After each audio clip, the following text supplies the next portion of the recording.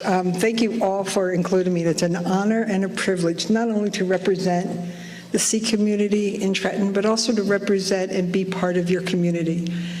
You know, a few years ago when I met the Carr family, Buddha and Navleen and Samar and the entire family, they welcomed me into their home. And I'm going to talk to you today just a little bit, just remind me when my time's up because I'll keep going, that this is coming from the heart. I could write all the words on the paper I need to, but watching and learning and understanding what the Sikh community is about is where this is coming from. You know, it's been several years that I've been involved with the Sikh community on many levels, including understanding the history, understanding the important work that you've done, not only in New Jersey, but also in the United States, back from the late 1800s all the way up to now.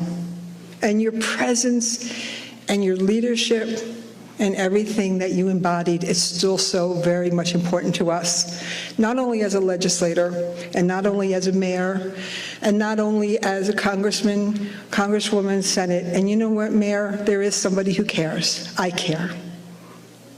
We all care about how our friends and our family and our community is treated. Today is a celebration of the freedoms that one man brought to light, but people were able to galvanize behind him and continue moving forward and saying to you, this is what I want to do. Humanity must exist amongst all of us. We are all human. We all have the right to live in peace. We all have a right to come to this country or go to other countries and learn and understand without fear of being targeted or fear of being hatred or fear of the discrimination that you may face, but more importantly, fear of being harmed physically, mentally, and emotionally because of who you are, the culture that you have. No one should endure that.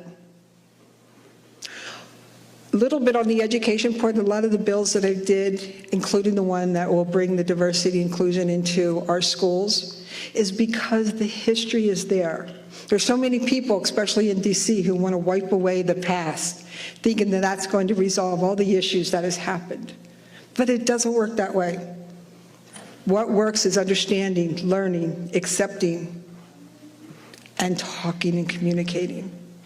And sharing the difference of opinions that we all have and understanding those difference of opinions, but more importantly, fighting for what we all believe in. Today we celebrate a man who actually did that against all odds, who stood up and brought peace, who stood up and fought for his community to assure that peace is inevitable. And today, you're still facing those fights. We are all facing those fights. We all need to be present in our communities. We need to be committed. We need to be dedicated. You need to be true to yourself in order to be successful in your community. And if you're not true to yourself, you will never be successful. With that, this is why it's so important that I end my speech by telling you how much we have to assure that our younger generation is fully aware of the history, fully aware that it's okay to have arguments, but argue with the passion that you feel inside. Argue with the passion that your community brings to you. Argue with the passion that you have moving forward. But more importantly, argue with the passion that you feel in your heart and you know what is right. Sometimes, a lot of times, if not more than not, it's very hard to stand up for what's right because we all want to just do the easiest thing and walk out the door. But I can tell you, if you do what's right and you take time to really believe in what you're doing and argue with the passion, it's all going to work. And to those who are the younger youth that are here, it's worth the knowledge and it's worth the education to understand what it is that you are learning today. With that, I want to say thank you so very much.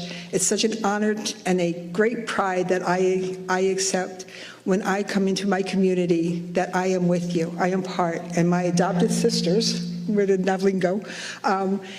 I call them my adopted sisters because, you know what, my adopted family, because I feel right at home when I go to their house and have dinner, or I go to the temple, and Bhupender Singh as well.